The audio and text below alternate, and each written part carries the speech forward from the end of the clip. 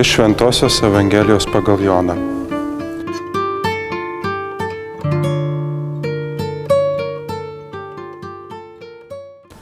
Anuo metu Jėzus kalbėjo savo mokiniams: kaip mane tėvas mylėjo, taip ir aš jūs mylėjau. Pasilikite mano meilėje. Jei laikysitės mano įsakymų, pasiliksite mano meilėje, kaip aš, kad vykdau savo tėvo įsakymus ir pasilieku jo meilėje. Aš jums tai kalbėjau, kad jumise būtų manasis džiaugsmas ir kad jūsų džiaugsmui nieko netruktų. Tai mano įsakymas, kad vienas kitą mylėtumėte, kaip aš jūs mylėjau. Nėra didesnės meilės, kaip gyvybę už draugus atiduoti. Jūs būsite mano draugai, jei darysite, ką jums įsakau.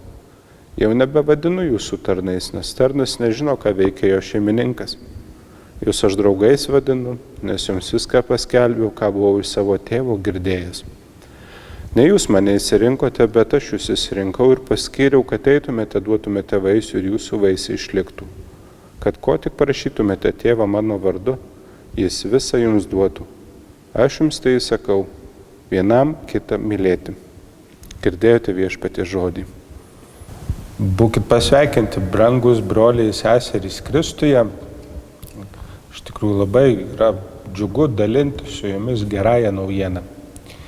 Ir žingsnis po žingsnio mes keliaujame per šventų Velykų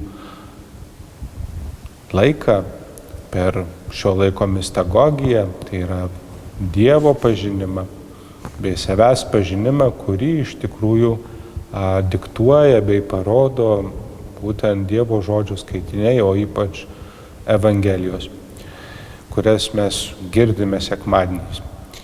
Ir labai įstabi iš tikrųjų ši kelionė per Velykų laiką, kurią mes dabar išgyvenam. Ir įstabumas bei, sakykime, šios kelionės unikalumas, jisai prasideda nuo tokio elementaraus, paprasto pasveikinimo, tai yra ramybė jums, tas Kristaus pasakytas mokiniams tas šalom. Ir iš tikrųjų per liturgiją, kurią mes girdime, tas šalomis labai nuostabiai gražiai skleidžiasi bei auga. Ir tas šalom augimas atveda tikinčiuosius, Kristaus mokinius prie gerojo ganytojo paveikslo, kurį iš tikrųjų bažnyčia piešia 4. Velykų sekmadienį. Po to tas paveikslas dar yra paįvairinamas vynmedžio kaip po tokio įvaizdžiu, kurį bažnyčia nutapo 5. Velykų sekmadienį. Ir iš tikrųjų tas mistagogijos išgyvenimas, ta tikėjimo patirtis, jinai parodo, kaip Dievas iš tikrųjų nuostabiai veda kiekvieną iš mūsų į gilesnį santykį su savimi. Ir tas geras ganymas, ir maitinimasis vynmedžiu pačiu Kristumi yra tiesiog vienas iš svarbiausių Eucharistijos, sakykime, momentų. Dievas, kaip geras ganytojas, save atiduoda, savo gyvybę guldo, ir Dievas, kuris maitina savimi, tai sakykime, gerojo ganytojo paveikslas. Ir vynmedžio ta alegorija mus atveda būtent ne prie kažko kito, bet prie Eucharistijos, prie šventosios komunijos.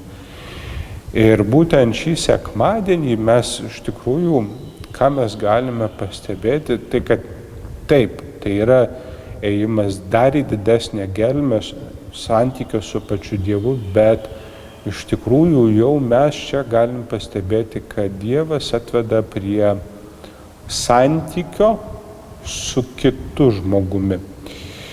Prie santykio, kuris nori, nenori, jisai tampa per mūsų pasirinkimus akivaizdžiu ir matomu. Tad iš tikrųjų pasižiūrėkime, kaip būtent visa tai, tas visas tas santykis, kuris turėtų būti matomas, kaip jis tampa iš tikrųjų realybė. Ir aš visą laiką mėgstu žmonėms priminti, kad norint suprasti geriau Evangeliją, žiūrėkime, ką pati Evangelija kalba. Arba kitaip sakant, tokia viena švento rašto taisyklė, kad šventąjį raštą geriausiai aiškina pats šventasis raštas.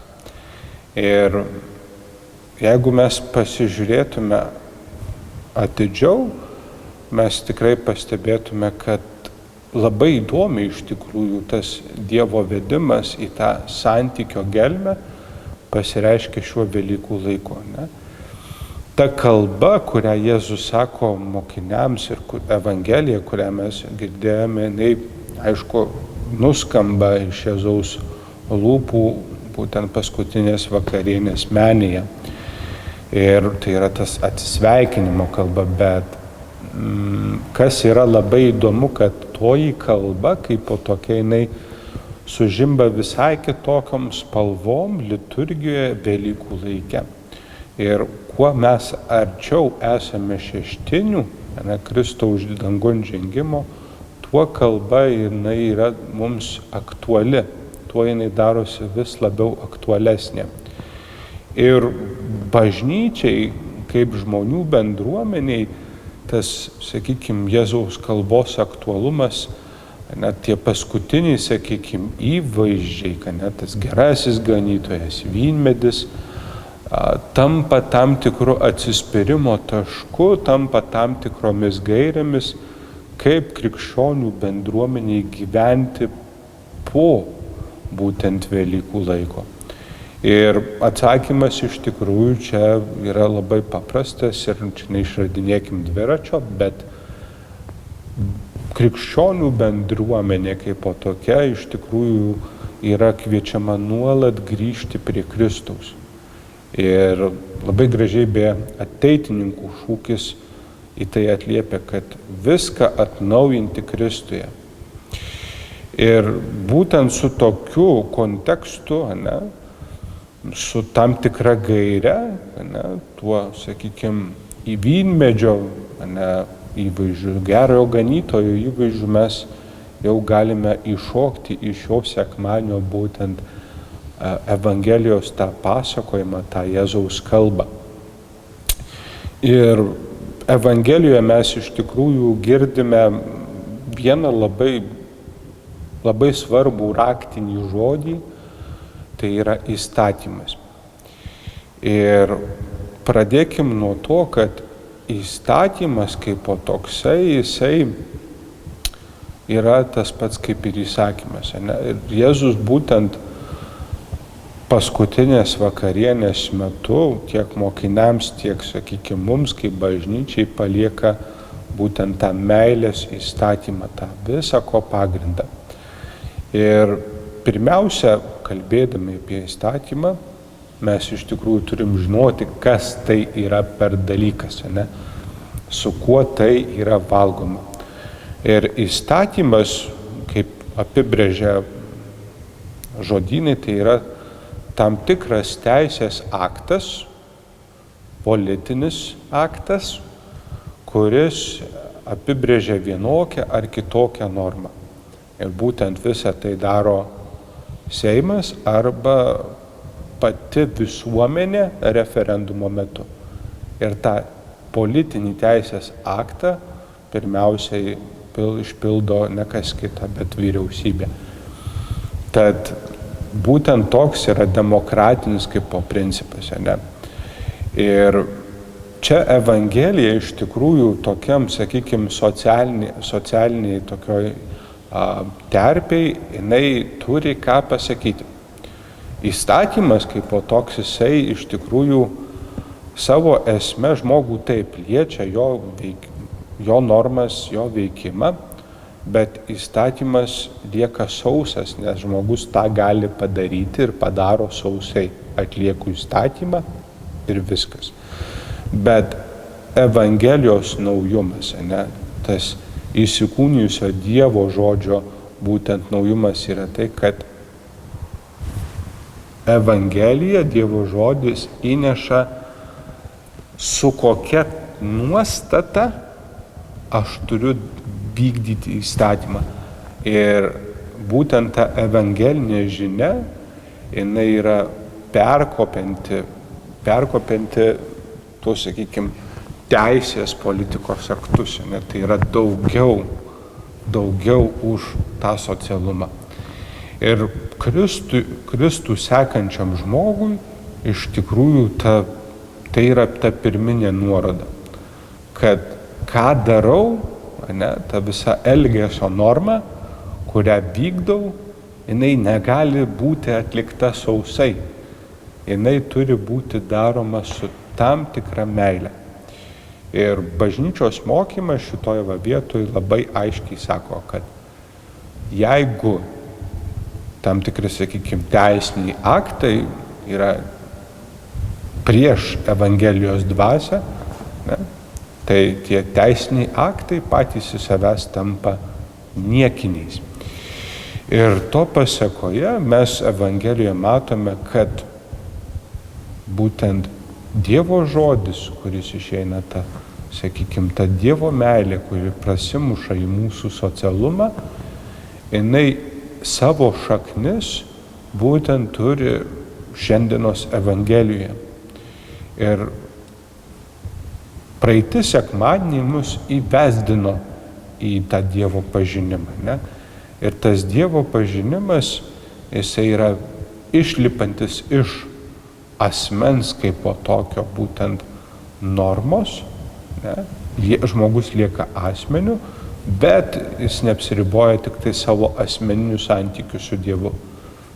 Tas asmeninis santykis su Dievu yra išnešamas į kito žmogaus santykį, kad šalia esantis taipogi yra Dievo kūrinys. Ir mano laisvė kaip po tokia, jinai negali kirsti su kito žmogaus laisvė.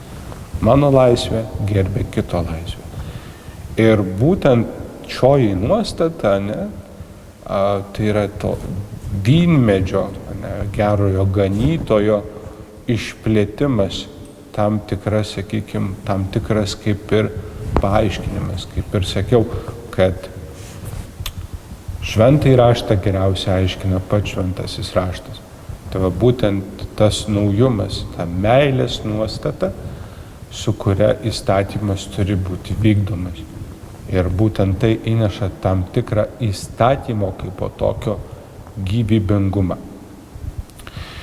Ir kalbant apie Evangelijos aktualumą, kas liečia mūsų kiekvieno žmogaus veiksmus, labai yra svarbu suvokti, kad ta mūsų gyvenimo kasdienybė, tas mūsų veikimas, jisai gali būti labai sausas, jeigu visą tai darau be tos meilės nuostatos. Ir kaip visą tai mums galime suprasti, Tai čia pasitelkime tam tikras istorinės patirtis, kurias mūsų tauta išgyveno, Ir mes iš tikrųjų pasaulį stebinom ir stebinsim toliau būtent savo kalbos, savo identiteto kaip po tokio meilę. Mes iš tikrųjų, kas labai yra svarbu būtent išeivijoje, tai kad yra leidžiamos knygos, lietuvių kalba, meldžiamės lietuviškai. Ir tai yra kaip tautai, kaip po tokiai, tai yra artimo meilės nuostata, Mylėti kitą ir visą tai daryti su tam tikra būtent meilės ugnimi.